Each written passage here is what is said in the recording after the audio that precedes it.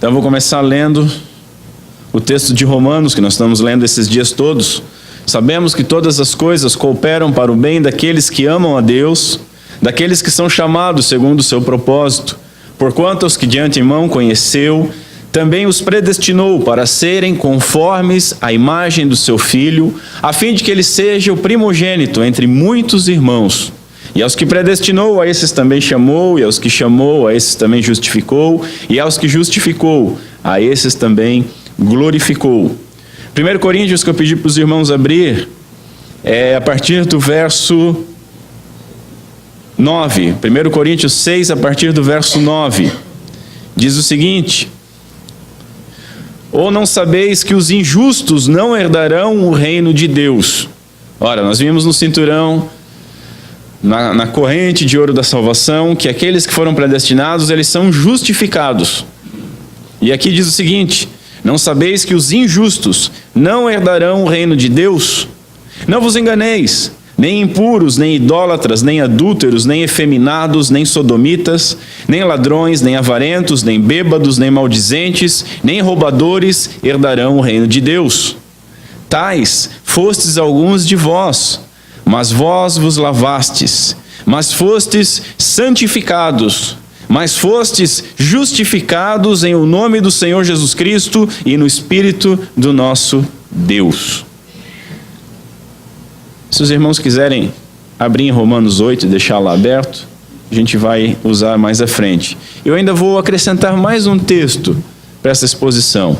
Hebreus 12 diz o seguinte no verso 14: segui a paz com todos e a santificação, sem a qual ninguém verá o Senhor. E eu convido os irmãos a curvarem a cabeça mais uma vez. Vamos orar mais um momento. Senhor Deus, nosso Pai, nos ajuda nesta manhã, Senhor. Tem misericórdia de nós. Tem muita misericórdia de nós. Senhor, quem sou eu para expor a Tua palavra, ainda mais quando se trata de santificação? Eu creio que cada irmão aqui presente deva ter o mesmo pensamento que eu, que é um eco do que o apóstolo Paulo disse: cada um de nós é o pior dos pecadores. Como então poderemos falar de um tema tão glorioso? Somente na dependência do Teu Santo Espírito. E pedimos então que Ele nos ilumine, que Ele nos auxilie, que Ele escreva em nossos corações a Tua santa palavra, e que através do Seu poder, do Seu querer, nós possamos então começar a viver uma vida santa, uma vida de santificação, para a honra e para a glória do Teu santo nome. Tem misericórdia de nós, Senhor. É o que nós te pedimos em nome de Cristo Jesus. Amém. Como eu falei, senhores, em oração, e repito, é um tema profundamente pesado, profundamente difícil para falar, porque nós vamos vendo o quão distante nós estamos daquilo que a Bíblia chama de santificação, e nós vamos, pela graça e misericórdia de Deus, também quebrando correntes. E não se engane, não é um culto de libertação, isso não encontra espaço em nosso meio, mas nós vamos quebrando correntes e amarras de ideias errôneas que são colocadas sobre nós a respeito de santificação, de tal maneira que aquilo que era um fardo não torna-se mais um fardo, mas um prazer, de tal maneira que aquilo que nos soava como uma obrigação para alcançar alguma coisa, graciosamente nos alcança por nós termos sido justificados. Então vamos prosseguir observando, como eu disse inicialmente, mais um pilar essencial da obra de Deus através do Espírito Santo na nossa salvação. E notem, já é a 4ª semana que nós estamos tomando como base essa pequena parte, essa pequena perícope de Romanos 8, do 28 ao 30. Até aqui, nessas semanas, nós vimos a respeito do chamado de Deus, esse chamado envolvendo tanto a predestinação como a regeneração, ou seja, um chamado eficaz, um chamado providencial de Deus soberano, que faz com que aqueles que são chamados desta maneira respondam positivamente. Vimos também a gloriosa doutrina da justificação, um dos temas que eu acho mais maravilhoso de se falar, que nos deixa mais de boca aberta diante da graça, da misericórdia, do amor de Deus, nosso Pai, Jesus Cristo. E aí completamos isso utilizando, além do verso 29 aqui de Romanos, aqueles que de antemão conheceu, os predestinou para serem conformes à imagem do seu Filho, para serem semelhantes à imagem do seu Filho. E continua o texto, a fim de que ele seja o primogênito entre muitos irmãos, ou seja, de unigênito a primogênito. E nós utilizamos como texto de apoio Efésios capítulo 1, verso 5, falando que nós fomos eleitos para a adoção em Cristo Jesus. Então, como se já não bastasse nós entendermos a justificação, o que foi feito por nós na cruz do Calvário, se aquilo já não tivesse nos deixado suficientemente atordoados com tanto amor dispensado, nós ainda vemos que Deus nos adota, nos fazendo herdeiros dele, co-herdeiros de Cristo Jesus, segundo os méritos de Cristo, a tal ponto de ele nos olhar como nos olha o próprio Filho. E tudo isso aponta para o alvo final. Tudo isso encaminha para o alvo final, líquido, certo, que está aqui no texto, que é a glorificação. Aqueles que ele conheceu de antemão, ele glorificou. Hoje nós veremos uma outra bênção, uma outra, poderíamos dizer com muito cuidado, uma outra condição, só que não uma condição para ser, uma condição como uma prova, se de fato você foi justificado, se de fato você foi adotado. Então é uma bênção de Deus e uma prova para que nós possamos descansar aguardando a glorificação, que é a santidade, a santificação. E quando a gente fala em santidade, em ser santo, obviamente nos vem na cabeça diversas coisas e muita baboseira que nós ouvimos a respeito disso. Desde as coisas mais toscas até alvos de uma excelência tão grande que é inalcançável para qualquer ser humano. Fazendo da santificação não algo que Deus nos alcança através dela, mas fazendo dela um fardo pesado, ou fazendo dela um mérito, ou fazendo dela algo a se admirar nos outros e achar que nós devemos de fato desempenhar um papel principal nisso para constrangermos Deus da nossa santidade, do nosso mérito. Então, quando se fala em santificação, na minha mente, inicialmente, talvez de alguns irmãos, já vem aquelas imagens daqueles santinhos barrocos, aqueles anjinhos barrocos, sabe? Que são tudo meio gordinho assim, tudo com carinha de bebê chorão, mãozinha, não é? Com uma auréola, e se você olhar bem, já vem assim aquela luz por cima, ele é santo. Mas, santificar, o que é santificar? Santificar biblicamente é ser feito santo. Ser feito santo. Ou seja, para ser feito santo, há a ação de alguém em fazer alguém santo.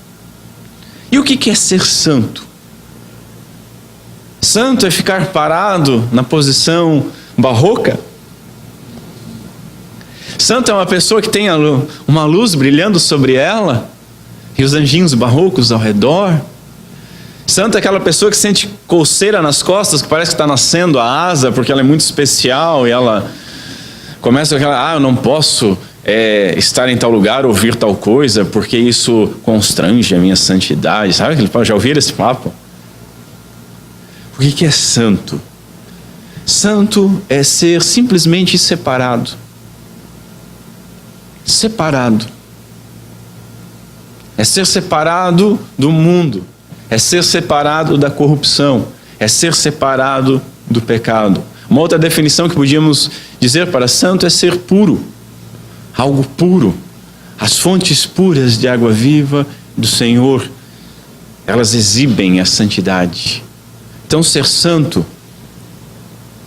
é ser separado. Separado de tal maneira que se torna puro. Mas já que eu falei em água, nós devemos saber que a água não se purifica sozinha. Ela precisa de algo para ser purificada. Assim como nós também precisamos de algo. Veja, aqueles predestinados, regenerados, chamados, justificados e adotados, eles são tudo isso para um propósito. Desde a criação à consumação, a vontade de Deus, o plano completo de Deus caminham de mãos dadas. A criação está junto com a consumação desde o início. Cada pilar da história que foi sendo colocado e desenvolvido já estava em vista da consumação. De tal maneira que tudo isso, todas essas bênçãos de ser predestinado, regenerado, chamado, justificado e adotado, são para um propósito final, que é a glorificação. Notem, Jesus nos diz o seguinte lá em João, capítulo 17, na oração sacerdotal. Pai, a minha vontade é que onde eu estou, eles estejam. Que sejamos um, eles comigo, assim como eu sou contigo. E eles vejam então a glória que me deste desde antes da fundação do mundo. É para isso que todo esse processo acontece, para sermos de fato um com Cristo e participarmos dessa glória, vermos essa glória. Isso se dá quando nós estivermos aonde Ele está, com a sua glória. Depois, o apóstolo João, na sua carta, ele diz o seguinte no capítulo 3: Amados, agora somos filhos de Deus. Notem bem, somos filhos de Deus, já somos filhos de Deus. Aqueles que foram eleitos, regenerados, justificados, foram adotados e são filhos de Deus. Agora notem que coisa maravilhosa. Somos filhos de Deus e ainda não se manifestou o que havemos de ser. E só aqui, se nós parássemos aqui e meditássemos aqui, nós já veríamos quanta bobagem é dita. Parece que os filhos de Deus, dentro de uma igreja, são meio que uma tropa de elite. Esses não pecam de maneira alguma. Esses o que tocam é bênção. Aí a gente vê aqueles insanos dizendo, não, porque quando eu entro num lugar os demônios saem. Vemos as pessoas dizendo, não, porque Deus me deu um dom sobrenatural de curar e eu curo e tal. Eu nunca vejo essas pessoas passeando por um hospital. Eu acho meio estranho isso. Poderiam, né? Seria excelente, seria glorioso. Notem, e ainda não se manifestou o que havemos de ser. Ou seja, nós já somos filhos. E lá quando nós vemos em Romanos 8, os predestinados, justificados, são glorificados. E a esses também glorificou, é passado, é certo. A consumação lá na criação estava junto. A obra foi definida antes da fundação do mundo. Os nossos pecados foram definidos que seriam carregados pelo Cordeiro Santo antes mesmo da queda de Adão e antes mesmo de cada um desses pecados serem cometidos por mim e por você. Mas que justificou, glorificou e já adotou. E aí João diz isso maravilhosamente: somos filhos e ainda não se manifestou o que havemos de ser. Ou seja, aquela glória da glorificação, aquela santidade plena, é impossível de nós alcançarmos agora, de nós vermos agora. Por mais que tenha alguns fanfarrões que digam, eu sou subidor de monte, eu faço, aconteço. Tem os caras que ficam dizendo, eu pago o preço pela igreja. Se você paga preço pela igreja, tua igreja é sinagoga de Satanás e tu é servo dele. Porque a igreja do Senhor Jesus Cristo, quem pagou o preço foi Cristo. E pagou totalmente, ao ponto de gritar, está consumado. Não há nada que se faça mais. Não há nada que se acrescente.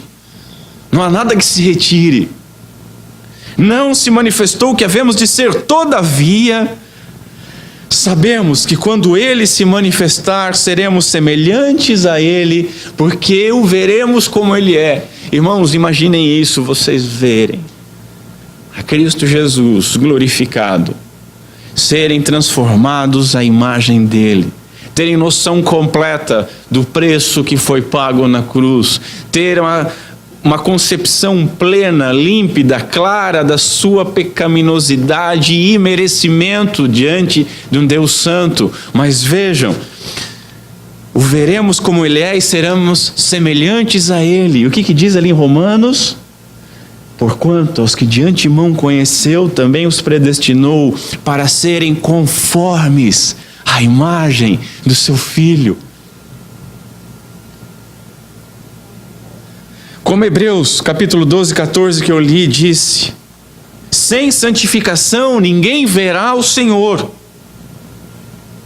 Então vamos compreender isso. Essa corrente de ouro da salvação, ela necessita de mais um elo indispensável. No texto de Romanos, nós temos um elo da justificação no lado do elo da glorificação. Mas nós vimos que pelo verso 29 e por Efésios há um outro elo ali, o de adoção. E esses que foram justificados e adotados são ligados à glorificação por mais um elo, chamado santificação. Santificação. Até aqui temos visto a ação de Deus sendo totalmente monergista. Mas começou a falar difícil. Uma ação realizada única e exclusivamente por Deus. São atos únicos, definidos e exteriores. O Evangelho está totalmente fora de nós. O Evangelho é aquilo que foi feito por nós. Não é aquilo que nós fazemos, não é aquilo que nós temos de fazer. Então, até agora, nós vimos que essa boa nova foi realizada plenamente de forma monergista. Mono, só uma pessoa, só Deus agiu. A energia foi toda dele. Foi Ele que elegeu, foi Ele que criou tudo, foi Ele que entregou o seu Filho, foi Ele que morreu, foi Ele que adotou, foi Ele que justificou. Ninguém consegue fazer isso. Eles são aplicados pelo Espírito Santo de Deus e alteram, como nós vimos semana passada, a posição daquela pessoa que é salva, o status. Então, de injusto, de filho da ira, para justo, para filho de Deus, adotado em Cristo Jesus. Essa mudança de status não envolve necessariamente uma mudança na pessoa, como a gente ouve tanto. Como é que a pessoa está pecando? Ela aceitou Jesus e está pecando. Joga lá João, pega só uma parte de 1 João, que diz que os filhos de Deus não pecam. E não entende que está dito que não vivem pecando. Porque o próprio João escreve que aquele que diz que não tem pecado é mentiroso e faz de Deus mentiroso. Entendem como eles colocam uma bênção que é a santificação como um peso, uma opressão, algo que te limita, algo que te faz ter que frequentar toda semana um culto de libertação. Porque já que você não consegue viver uma vida santa, só pode ser algum demônio te influenciando, não pode ser. Vamos terceirizar a culpa como no Éden. Agora, quando nós chegamos na santificação, meus senhores, a ação de Deus não é mais monergista, ela é sinergista. há dois elementos trabalhando. Há sim o início de processo, a força do processo, a energia do processo vindo de Deus. Mas aqui o homem participa. E participa ativamente. E participa porque foi alcançado por essa bênção. E participa no poder do Espírito Santo de Deus, não no próprio poder. É um processo, a santificação. E é um processo que é contínuo. Ele não se encerra. Não tem ninguém que chegou ao mais alto grau de santidade e agora pode largar a mão e começar a andar e dar a mão para os outros beijarem, ou deixar beijar o pé, ou seca com toalhinha e dá. Não tem isso. É um processo contínuo, onde todos nós, enquanto estamos aqui vivendo, vamos progredindo. Um processo contínuo e cooperativo. Nós cooperamos. Aqui nós cooperamos. Afinal de contas, ninguém pode cooperar para ser adotado, correto? Ninguém pode cooperar para ser escolhido, muito menos antes de ter nascido. Ninguém pode cooperar para ser justificado. Ninguém pode cooperar para nascer novamente. Não há como. Mas aqui, depois de tudo isso feito, há a nossa cooperação. O homem se esforça, ainda que dependente totalmente de Deus.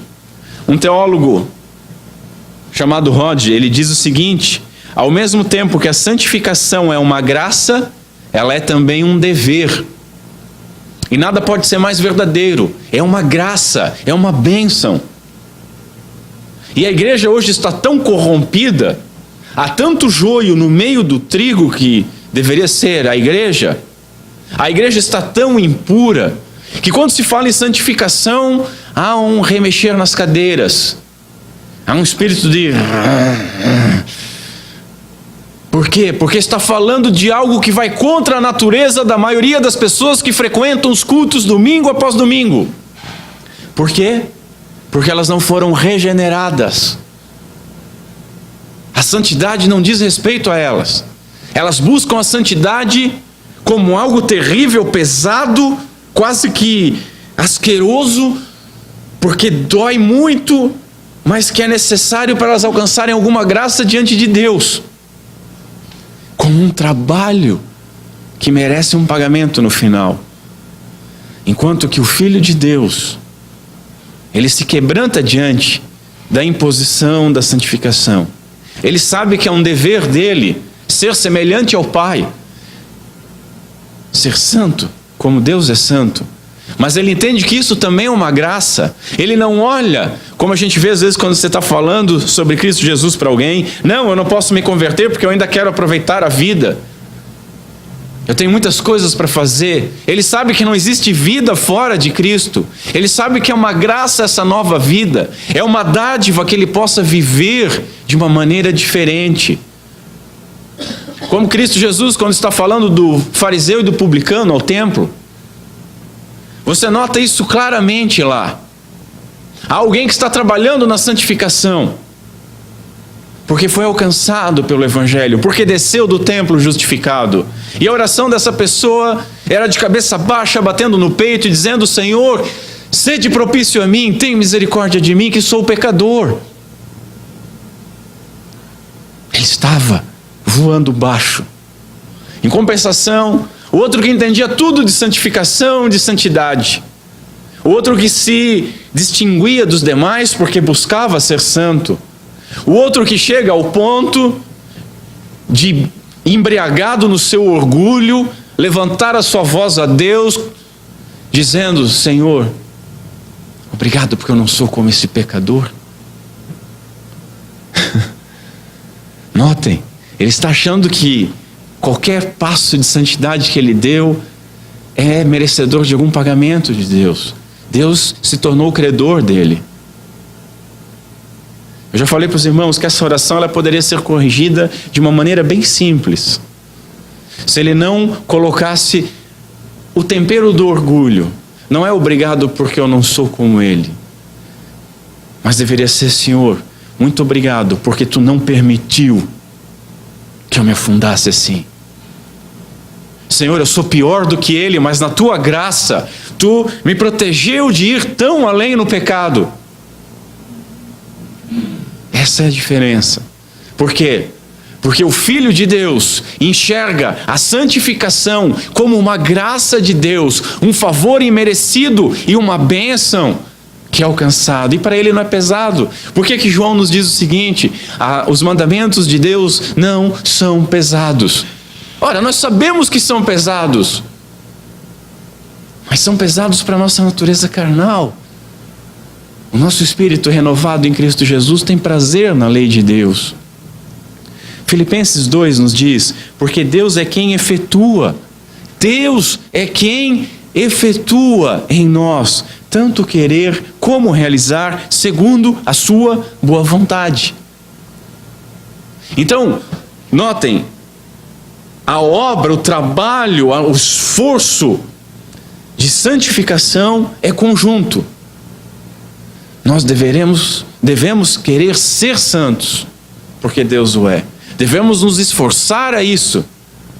Mas aí o que Paulo diz, quem efetua isso é Deus. O querer ser santo é efetuado por Deus. O conseguir algum grau de santidade é efetuado por Deus. Por isso que a santificação é uma graça, é uma bênção. E quando aquela pessoa que é santificada, ela dá um passo, dia após dia, sendo cada dia um pouco melhor do que foi no dia anterior, ainda que com passos lentos, ela entende que não há mérito algum nela.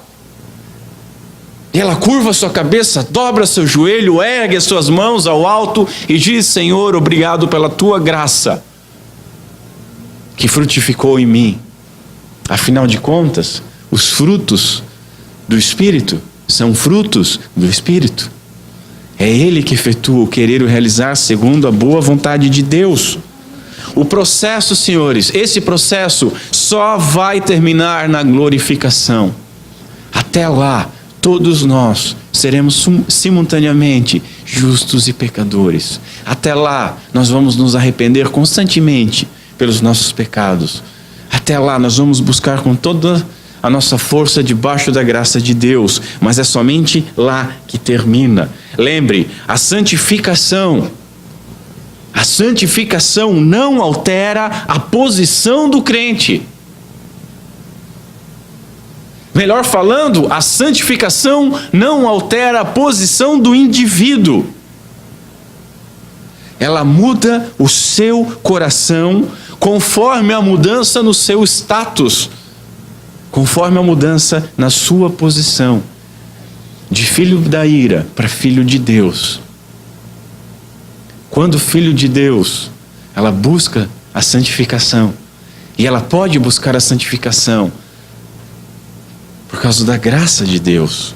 Isso significa então que, primeiro, não somos salvos pela santificação, mas por graça. Talvez seja só eu, talvez nenhum de vocês esteve em nenhum lugar onde as pessoas ficavam medindo a santificação.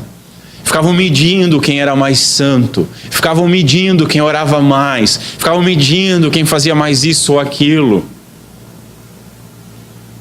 Mas, voltando ao ponto que eu estava, então lugares que as pessoas andam com um medidor espiritosférico. Então a pessoa chega no lado ali, aperta e analisa para ver se ela é santa o suficiente. Né? Opa, ficou um pouquinho abaixo.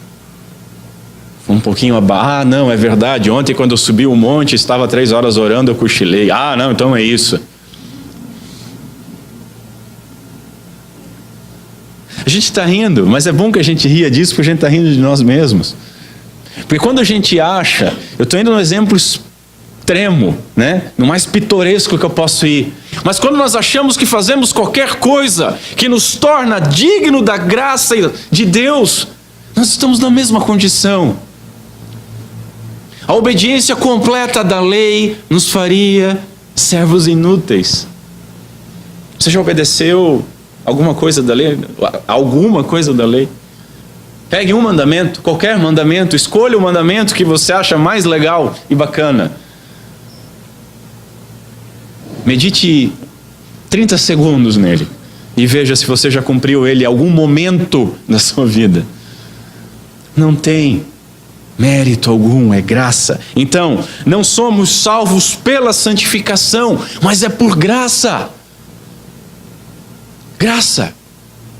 Somos chamados, somos eleitos, somos salvos para a santificação. Esse é o ponto. Paulo, lá em Tessalonicenses, ele diz o seguinte: porquanto Deus não nos chamou, e ele está usando chamou no sentido eficaz, poderíamos ler: porquanto Deus não nos elegeu para a impureza, mas para a santificação.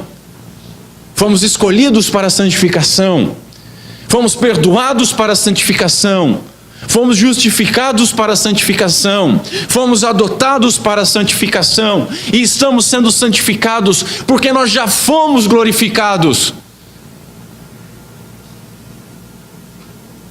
E aí nós estamos nesse processo. Segundo, somente aqueles que tiveram o seu status modificado, de filhos da ira para filhos de Deus, de guiados pela carne, mortos em delitos e pecados, para renascidos pelo Espírito de Deus, é que podem se santificar. Dito de outra maneira, somente os regenerados, eles podem ver o reino, como diz Jesus em João 3, aqueles que têm o Espírito Santo. Romanos, eu pedi para os irmãos deixarem aberto, Romanos ainda no capítulo 8, verso 4, ele ensina algo maravilhoso, diz o seguinte: a fim de que o preceito da lei se cumprisse em nós, que não andamos segundo a carne, mas segundo o Espírito. Pô, até aqui dá para fazer um monte de bobeira, dá para falar um monte de bobeira disso aqui. Mas o texto continua: porque os que se inclinam para a carne, cogitam das coisas da carne, mas os que se inclinam para o Espírito, das coisas do Espírito. Porque o pendor da carne dá para a morte, mas o do Espírito para a vida e paz. Vida é o próprio Cristo Jesus, e Cristo nos traz a paz de Deus, propiciando a Deus. Mas continua: por isso, o pendor da carne é inimizade contra Deus, pois não está sujeito à lei de Deus, nem mesmo pode estar, porquanto os que estão na carne não podem agradar a Deus. Aqueles que não foram regenerados, os seus atos de justiça e bondade são uma ofensa a Deus, porque não são para a glória de Deus, porque são para conquistar méritos diante de Deus, porque são para tentar ser salvo por esses méritos, porque são para mostrar que eles são melhores que os outros. Os que estão na carne não podem agradar a Deus. Vós, porém, não estáis na carne. Amém? Vós, porém, não estáis na carne, mas no Espírito. Se há um condicional, de fato, o Espírito de Deus habita em vós. E se alguém não tem o Espírito de Cristo, esse tal não é dele. Então, observe a sua vida de busca de santidade. Se você está buscando para conquistar algo, é muito provável que você esteja militando na carne. É muito provável que você esteja no pendor da carne. É muito provável que você não tenha sido regenerado ainda. E aí hoje você pode se arrepender, pedir perdão a Deus. Aí hoje você pode ser transformado. Aí hoje você pode ser regenerado. E quando regenerado,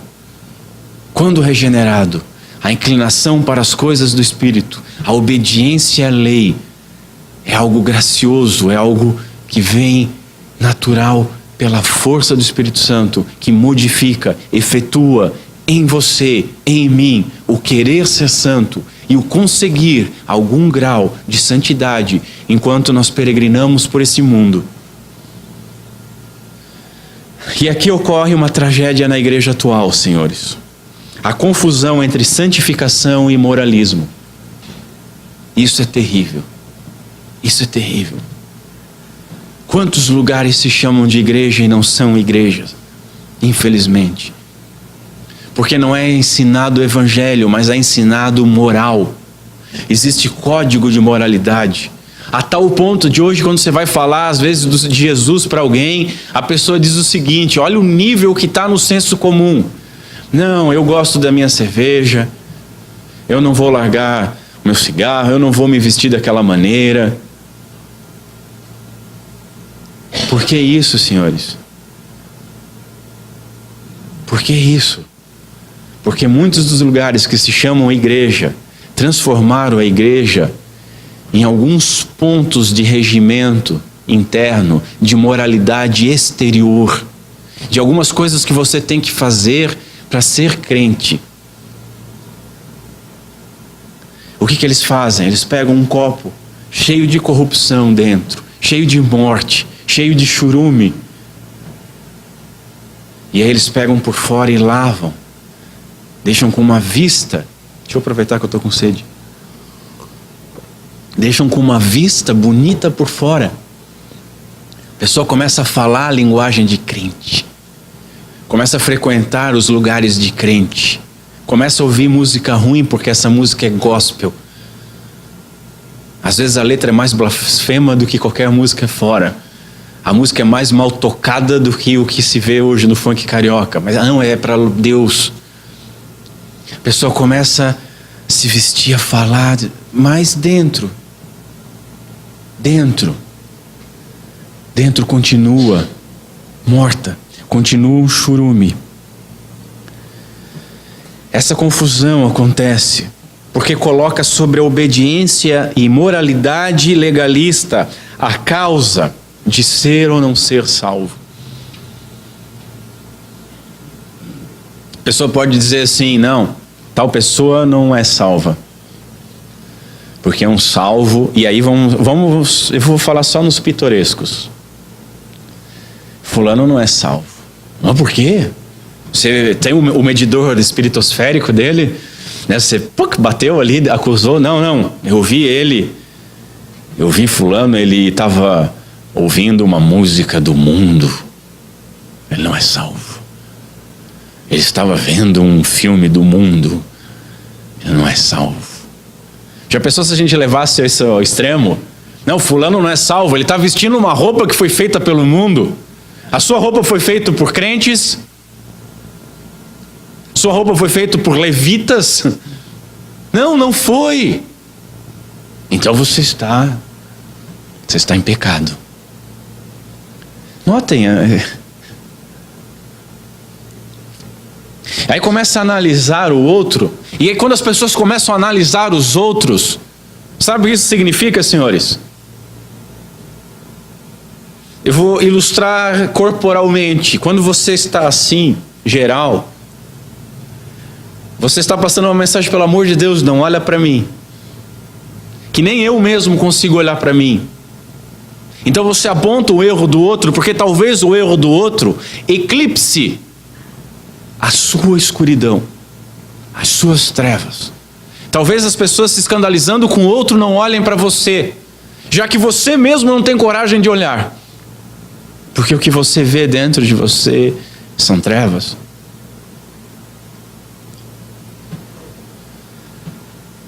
Bota nos outros, não, isso aqui, fez tal coisa. Senhores, o filho pródigo, que as pessoas confundem pródigo, que é gastador, com prodígio, né? Já começa daí. Paulo Freire deve estar rindo no inferno, numa geração de analfabeto funcional que fez, né? Eu vi pregação disso, senhores, sério, eu vi pregação, cara. Mas ele era pródigo, como se fosse prodígio, e não como se fosse gastador. É igual aquele cara lá que vai e adultera com a mulher do vizinho ao invés de, né, ser uma adúltera, né? Infelizmente a gente tem essas coisas. O filho pródigo, ele sai e gasta os bens do seu pai. O filho pródigo desce ao mais baixo nível, com os prazeres seculares que você... É diferente de ouvir um jazz, não gospel. É diferente de comer tal comida ou tomar tal refrigerante, porque isso aqui é do diabo. Que se pegar o rótulo, fizer assim, botar aqui, dá 3 pulinhos, aparece alguma coisa. Sabe? Eu não consumo produto de tal lugar. Por quê? Porque o dono, o sócio é satanista. Eu não leio tal versão de Bíblia, porque um dos fundadores... Nós estamos no mundo e o mundo jaz no maligno. Vou voltar no chavão que eu falei semana passada, que eu gostei. Deixa de ser besta. O maligno não toca em você. Cristo Jesus orou para você não ser tirado do mundo. Você não pode ser tocado, mas você continua aqui. Não estou dizendo para vocês se reunirem na danceteria mais tarde, não é isso. Né? Não vamos dizer depois, o Alberto falou que não tem problema. Mas o filho pródigo faz tudo isso, gasta e tal, até que ele se arrepende. E o nível de arrependimento dele é o nível de arrependimento que deveria nos ser familiar. Eu não sou digno de ser chamado de filho, eu vou para lá para ser servo. É assim que um convertido age. Nós não somos dignos de sermos filhos de Deus, somente servos. Mas Deus não está nem aí porque a gente é digno ou não, porque a gente não era digno de nada além da condenação, mas Ele nos adotou. A história do filho pródigo, senhores, está falando sobre um filho que não deixa de ser filho mesmo pecando. Quando coloca a obediência e moralidade como causa para ser salvo, isso não é causa. A nossa moralidade, ela nasce porque somos salvos, somos cidadãos do reino, somos filhos, fomos erguidos do pó e do lixo, como diz o Salmo 113. Então, não podemos mais andar como aqueles que andam pela sarjeta. Somos herdeiros de Deus e co-herdeiros com o príncipe da paz. Filhos do Rei dos Reis, como príncipes devemos nos portar. Segundo, porque a moralidade de um não regenerado, como nós vimos em Romanos, vem carregado com 3 problemas. A moralidade daquele que não é regenerado jamais pode de fato produzir boas obras. Veja, Deus pode usar um ímpio como Nabucodonosor para cumprir os seus propósitos. Isso não significa que a obra dele serviu para alguma coisa para ele. Deus pode matar a fome dos seus filhos usando um ímpio.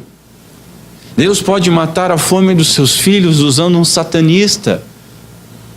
E essa obra do satanista não vai contar absolutamente nada como mérito para ele, muito pelo contrário. Porque os propósitos dele eram outro. Segundo, porque jamais pode salvar, nenhuma obra pode salvar. Terceiro, torna-se apenas mais combustível para condenação. Porque sempre são feitas essas obras de moralidade para conquistar aquilo que Cristo conquistou. E não existe nada que grite tão alto para negar a Cristo Jesus, quanto você tentar fazer aquilo que Ele fez por você graciosamente. As pessoas ficam preocupadas com negar a Cristo, mas negam a obra, a graça, a misericórdia, o amor. Ainda em terceiro, porque não somos salvos pela lei. Não somos salvos pela lei. Senhores, nós somos guiados pela lei.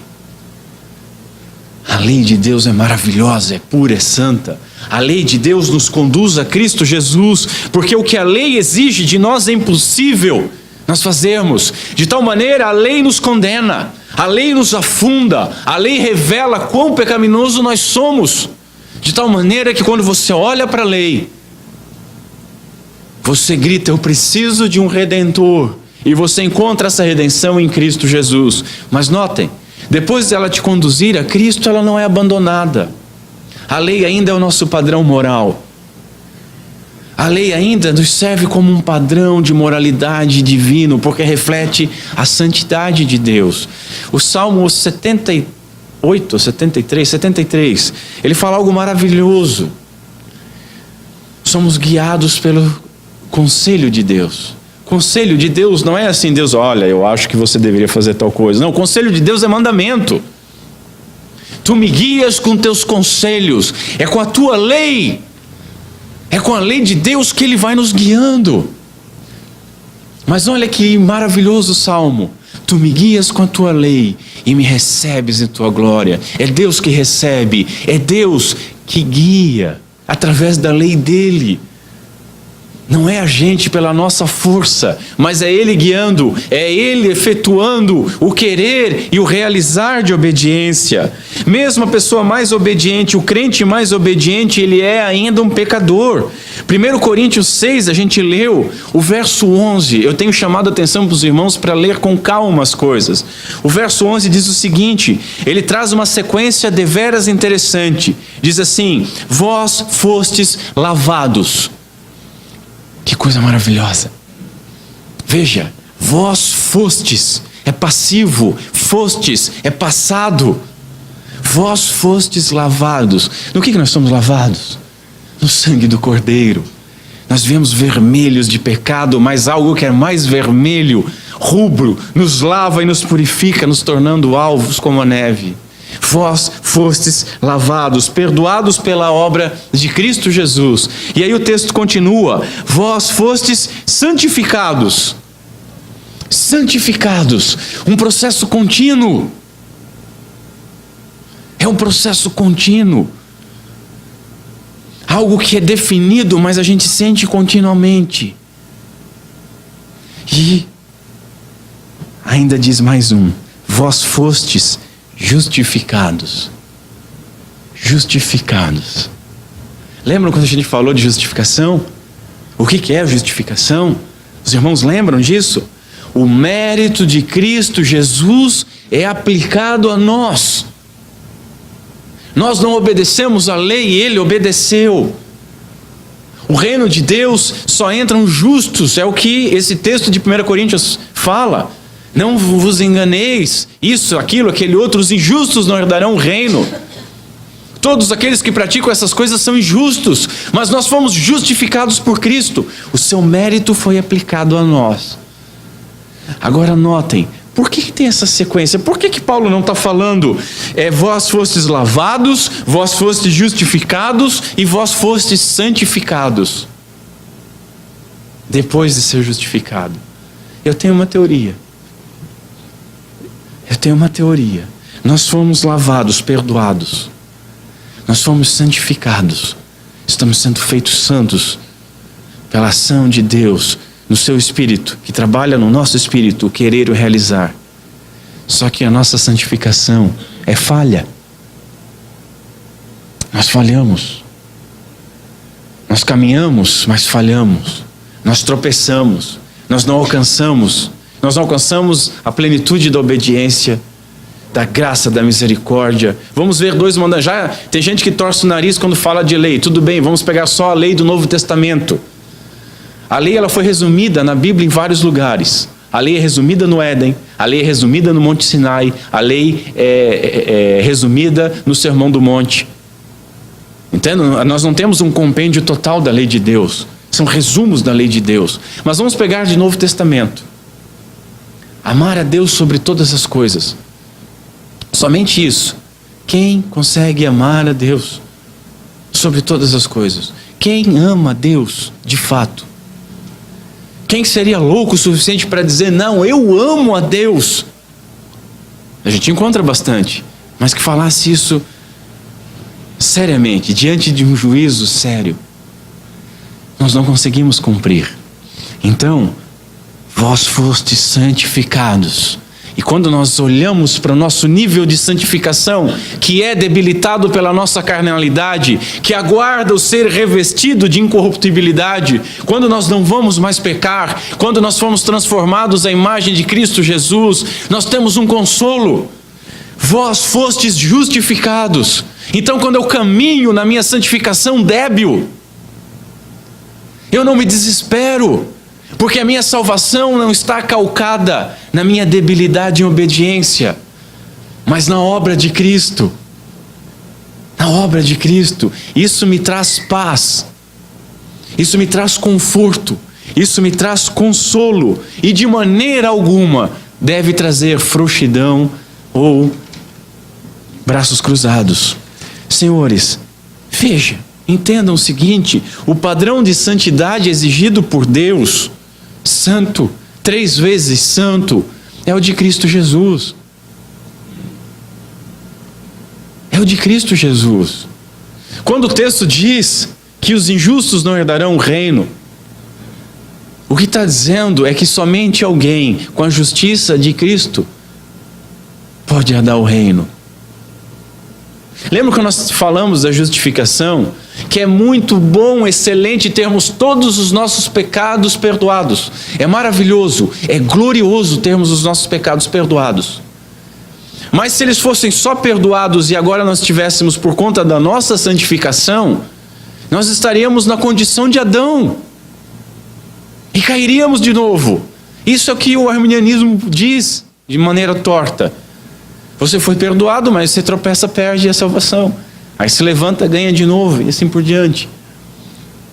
Mas veja, nós fomos justificados. Cristo levou os nossos pecados. Foi atribuído a Ele, como se Ele tivesse cometido. Ele foi feito maldição, Ele foi feito maldito. O bendito, feito maldito em nosso lugar. E se você confia que os teus pecados de fato estavam no lombo do Cordeiro, você tem que pegar a moeda que tem os dois lados. A justificação diz que os méritos do Cordeiro Santo estão agora sobre os nossos lombos. Mas vós fostes santificados, mas vós fostes justificados. Os justos não herdarão o reino.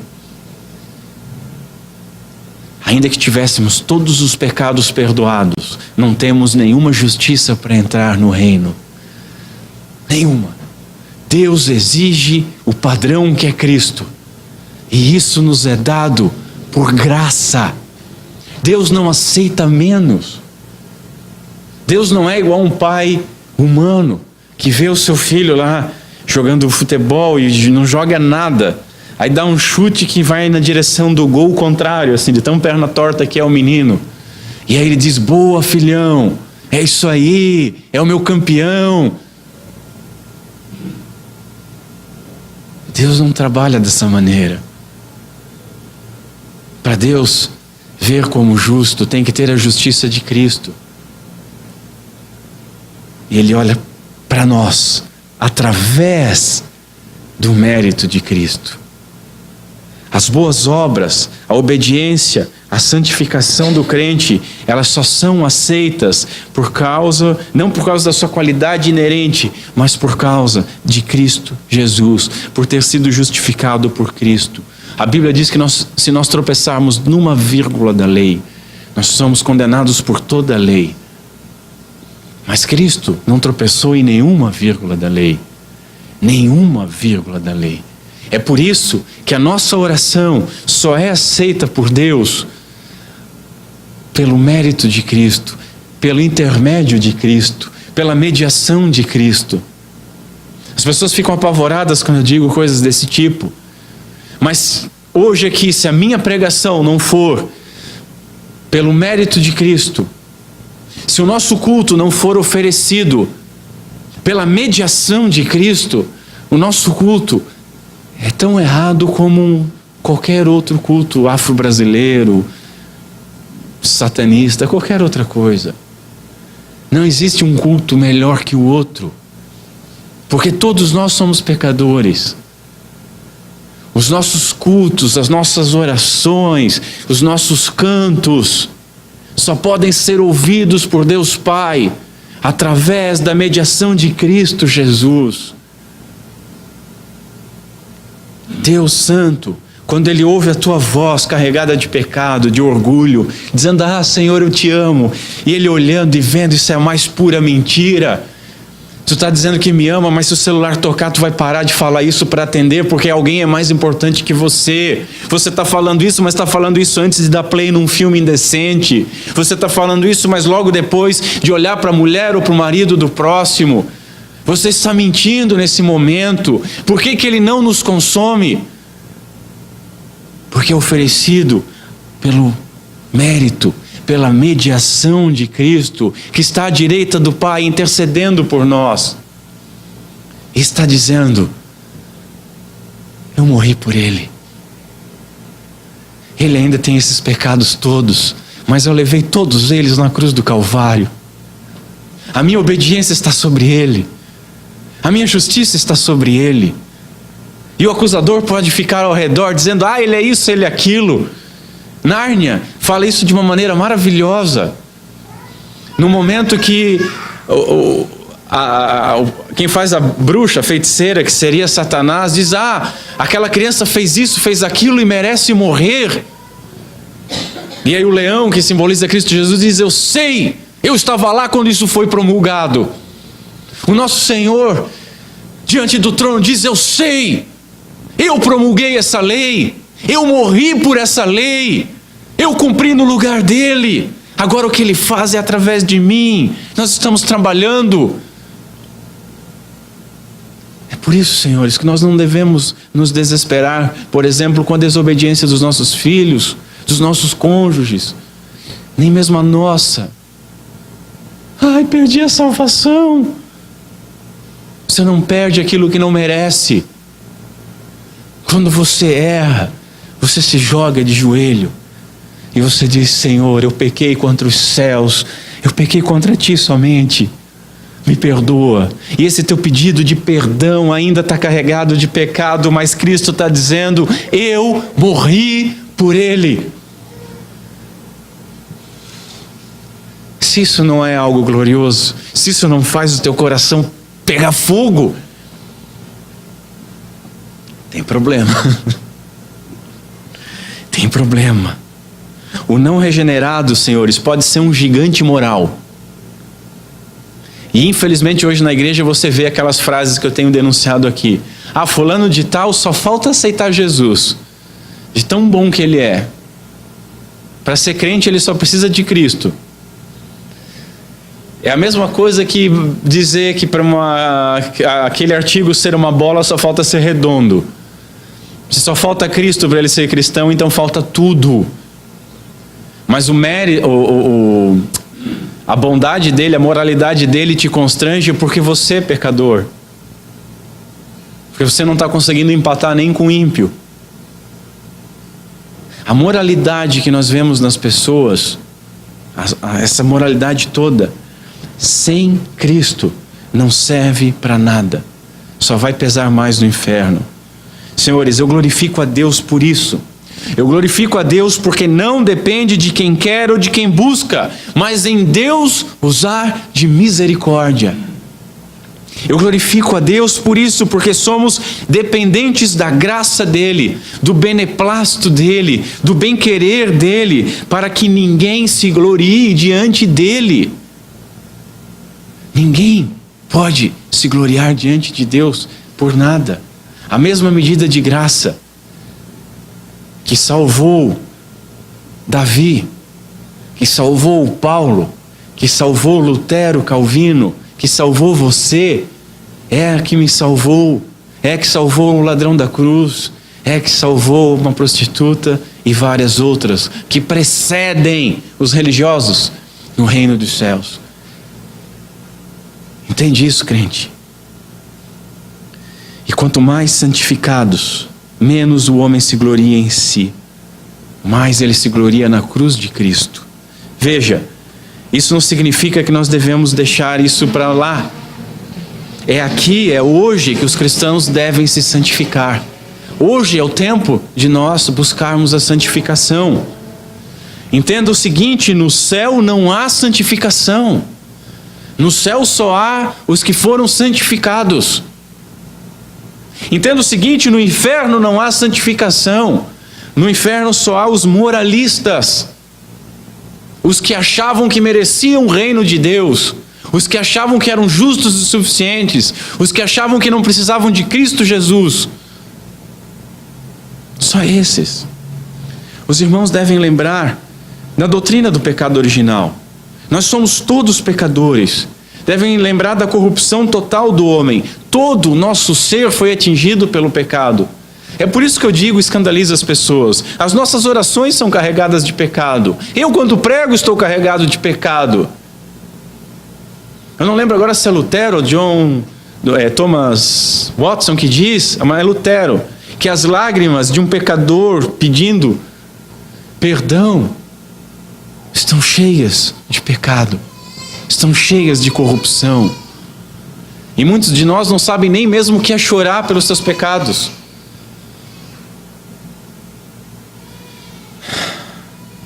Da mesma forma que o pecado atingiu todas as áreas do nosso ser, a santificação, ela não pode e ela não deve ser limitada a alguma área.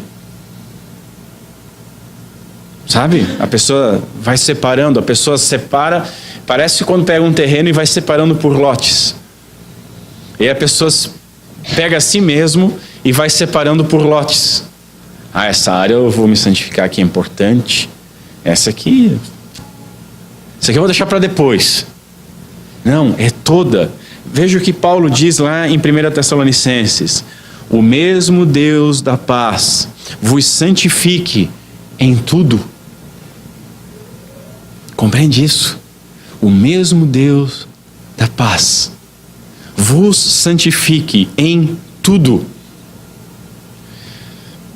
Lembram daquele conselho que eu tenho falado para os irmãos a respeito de lógica? Se nós pegarmos o contrário disso, seria em nada. Uma pessoa totalmente ímpia. Mas a negação bíblica desse tudo é alguma coisa. Algum nega o todo. Porque se é todo, inclui todos os alguns. Por isso não existe área na nossa vida que não deve ser levada aos pés de Cristo Jesus. Todas as áreas da nossa vida.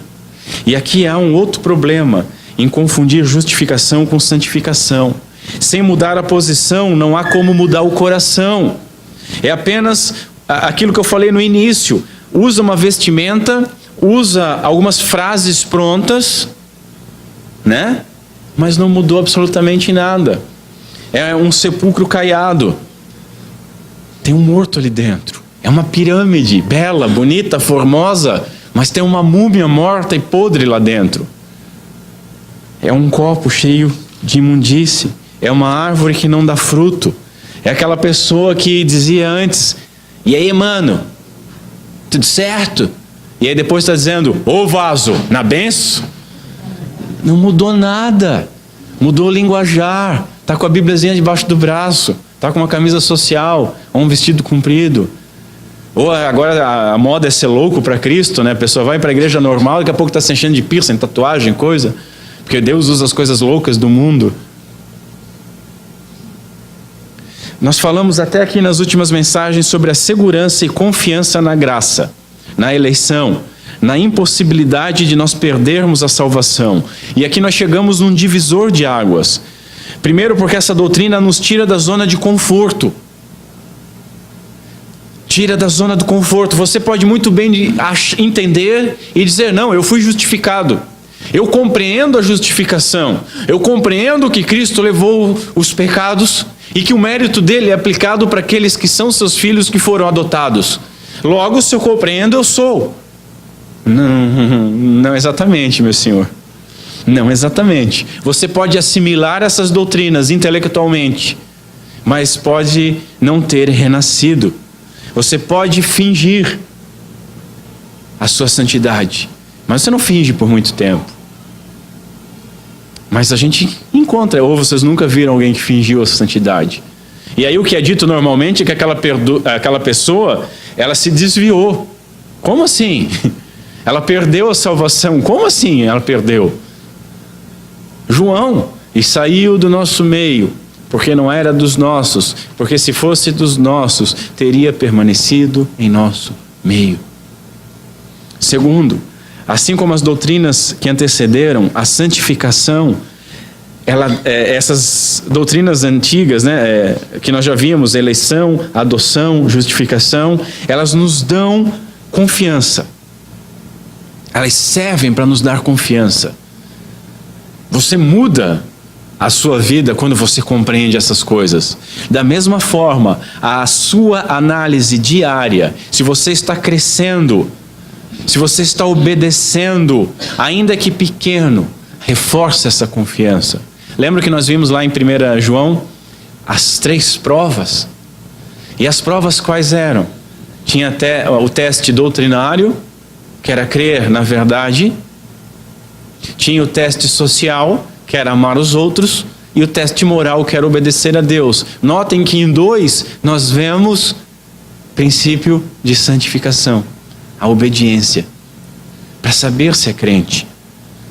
Deus nos adotou, Deus nos deu o nome, Deus nos deu o seu nome. Lá em Apocalipse está escrito o seguinte: gravarei sobre eles o nome do meu Deus. Nós recebemos esse nome. Deus nos predestinou para sermos conformes à imagem do seu Filho, conforme a imagem. Nós lemos João, vamos recapitular. Não se manifestou ainda o que havemos de ser. Senhores, nós cremos que fomos eleitos. Você crê que você foi eleito?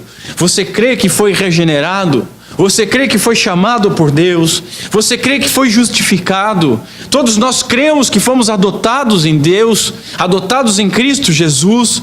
E será que depois de tudo isso nós podemos crer que nós não seremos santificados? Que nós não temos nada a ver com isso? Nós cremos em todas as bênçãos que apontam para a santificação, mas não seríamos santos? A única coisa que nos diferiria de uma pessoa fora da igreja seria meia dúzia de frases de efeito? Seria ter uma coleção de Bíblias em casa? Seria acordar domingo de manhã e ir na igreja? É isso que nos separa dos outros? Os filhos têm as características do Pai. 1 Pedro nos diz: sede santos porque eu sou santo. Os filhos naturalmente pegam trejeitos do Pai. Que nós tenhamos o trejeito da santidade, da obediência. Os filhos verdadeiros de Deus, os irmãos verdadeiros de Cristo, eles são obedientes. O próprio Jesus nos diz o seguinte, quando é avisado que a sua mãe e os seus irmãos estavam do lado de fora de onde ele estava, ele diz o seguinte: minha mãe e meus irmãos são aqueles que ouvem a palavra de Deus e a praticam.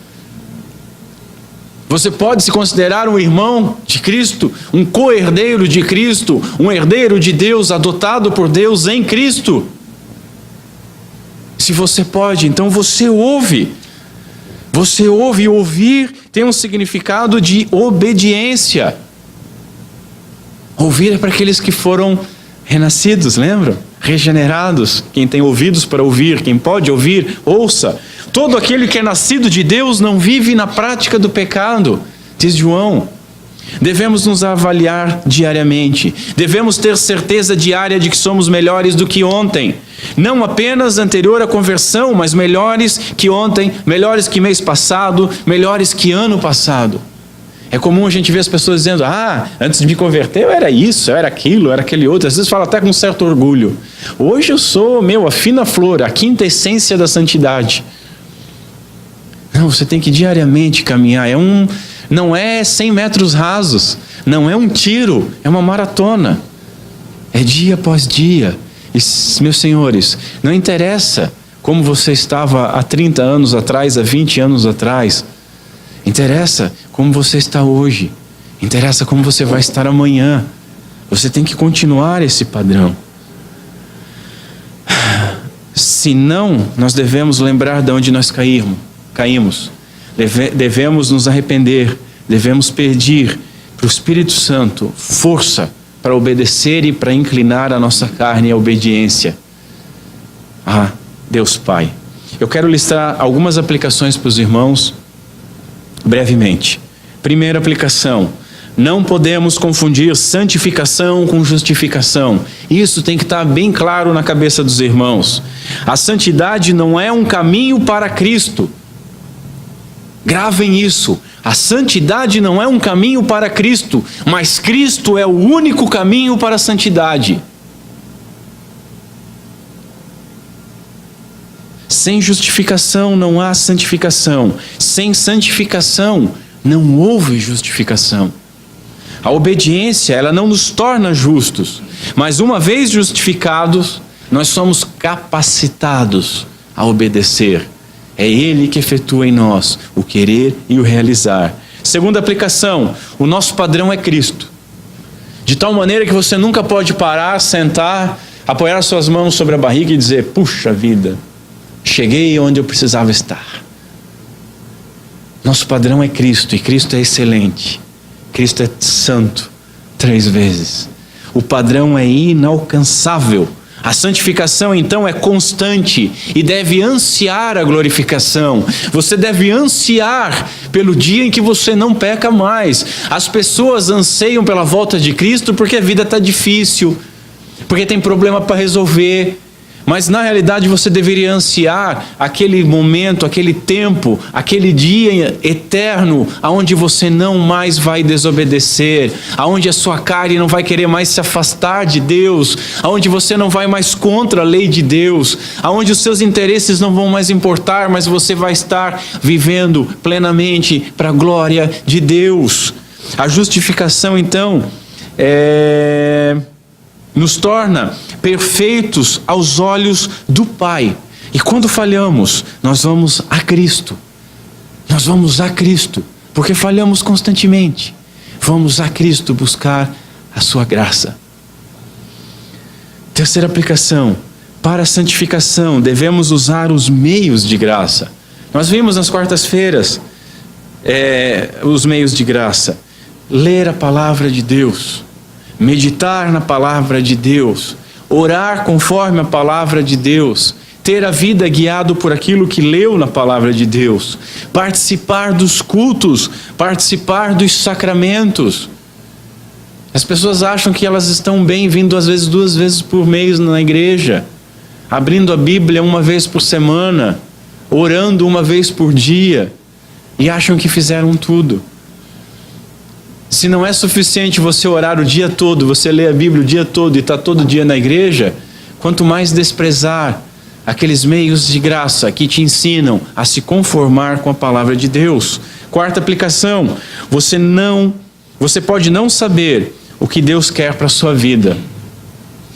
Eu não sei o que Ele quer para o meu futuro, eu não sei onde Ele quer que eu vá trabalhar, eu não sei o que Ele quer que eu vá estudar, com quem eu vou me casar, eu não sei o que Ele quer para a minha vida. Mas você deve saber o que Ele quer, que a sua vida seja santa. Seja santa como Ele é. Você tem tempo para definir o que você vai estudar, aonde você vai trabalhar, com quem você vai casar, se você muda de emprego ou não, se você casa ou compra uma bicicleta. Mas em tudo isso, você tem que ter certeza que Ele deseja que a sua vida é santa. E Cristo morreu para que você possa se santificar. Quinta aplicação. Eu falei um pouco disso na segunda, mas vamos lá. Devemos odiar o pecado. Devemos odiar o pecado. Mas não basta odiar o pecado. Santificação vai além. Devemos odiar o prazer que o pecado nos proporciona. Esse é o grande ponto. Não é apenas não pecar. Não é ter nojo do pecado, mas ter nojo de todo o prazer que as práticas pecaminosas te causam.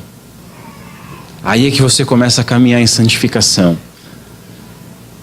Nós temos aprendido que o fim principal do homem é glorificar a Deus e ter a sua alegria nele. Todo o prazer que você tem, que é fora de Deus, que é fora da lei de Deus, é pecado. Então o pecado nasce no prazer que você está buscando, fora de Deus. Sexta e última aplicação. Devemos glorificar a Deus pelos pequenos progressos. Porque não é na nossa força. Não é por força, mas é pelo Espírito. São obra dele. Óbvio, nós não devemos descansar, nem devemos nos contentar. O padrão é alto, o padrão não vai ser atingido nessa vida. Nós fomos chamados para sermos santos diante de um Deus santo, mas devemos agradecer a Ele constantemente por cada avanço. Senhor, muito obrigado, porque eu já não suporto mais tal coisa. Senhor, muito obrigado, porque ainda que eu tenha caído nisso, isso naturalmente já me causou repulsa. Senhor, muito obrigado porque eu estou evitando isso. Senhor, muito obrigado porque eu não estou mais desejando isso. Não é a nossa força. A nossa santidade não é mérito algum. É uma obrigação pela graça de Deus. Santidade é tão grande. Santidade é tão profundo. Santidade é tão complicado que nós vamos ainda expor semana que vem mais um pouco a respeito de santidade. Mas por hoje, está de bom tamanho. Vamos ficar em pé e vamos orar.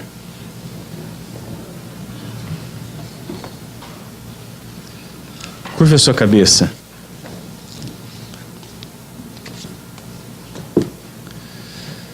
Senhor Deus, nosso Pai, muito obrigado pela Tua palavra, que vem e nos machuca, que vem e nos fere, que vem e nos desmascara, que vem e revela pelo menos um pouco da Tua glória. E nós, quando comparamos a Tua glória, e através da luz da Tua glória nós enxergamos quem nós somos, nós nos colocamos em nosso lugar, humilhados, quebrantados, moídos pela Tua lei, de tal maneira que nos tornamos desejosos e ansiosos para que a Tua santa mão vá nos modelando a imagem do Teu Filho. Nos ajuda nesse processo de santificação, Senhor. Nunca permita, Pai, que nós possamos imaginar ter algum mérito nisso. Nós possamos imaginar que nós vamos ser melhor vistos por Ti, porque estamos Te obedecendo. Que nós vamos merecer a Tua salvação que nos é proposta gratuitamente, por causa de alguma coisa que nós fizermos. Longe de nós isso, Senhor.